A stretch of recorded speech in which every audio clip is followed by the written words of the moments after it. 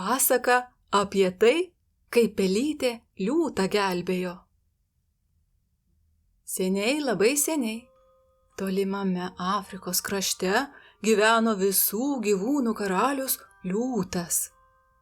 Jis jautėsi esąs pats stipriausias ir visiems gerai žinomas, todėl jam niekada nekilo mintis kur nors slėptis ar statytis tvirtus namus. Galbūt tik nuo lietaus.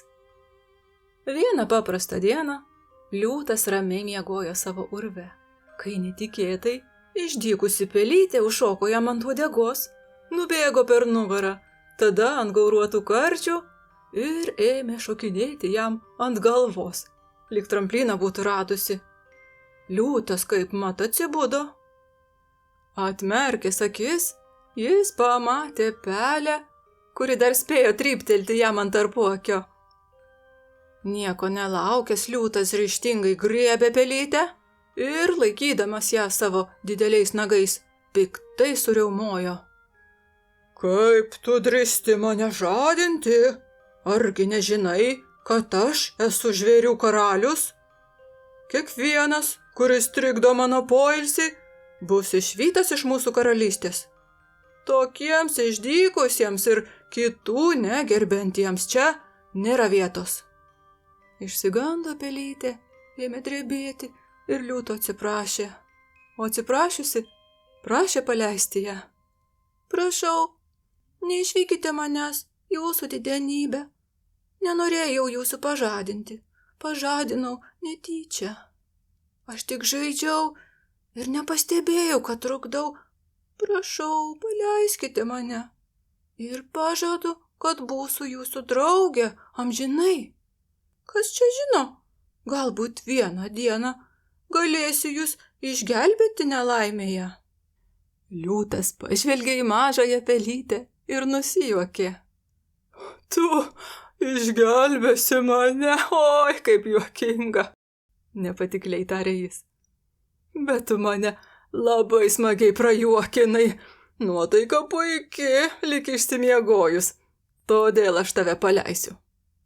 Liūtas įtraukė nagus ir paleido pelytę. Ačiū, jūsų didenybė, dėkingai atsakė pelytė ir greitai nuskuodė tolyn, kol liūtas neapsigalvojo. Ėjo nerūpestingos dienos toliau. Pelytė džiaugiasi gyvendama karalystėje, o liūtas ramiai sau vaikštinėjo po savo valdas. Tačiau vieną dieną, bevaikščiodamas miško pakraščiu, liūtas nepastebėjo ant žemės sumegzto tinklo ir įsipainiojo į medžiotojų spąstus.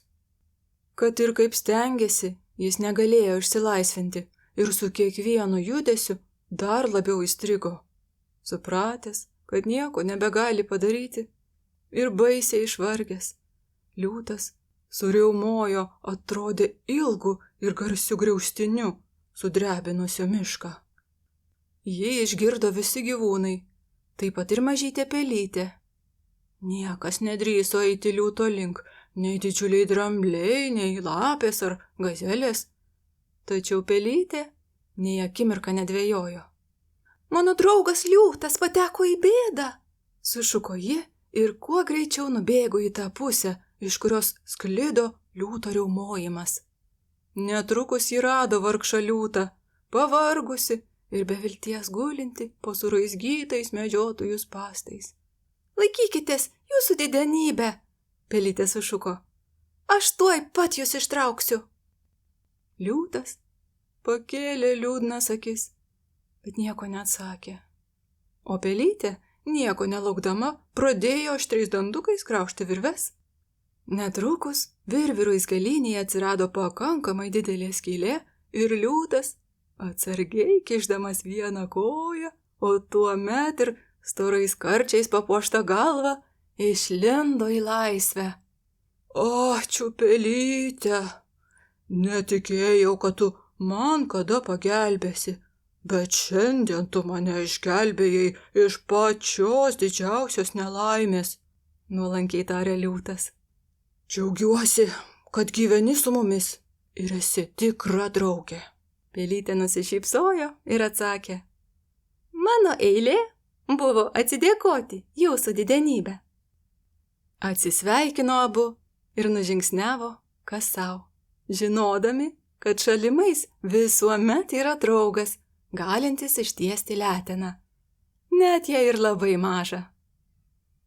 Pasakos pabaiga.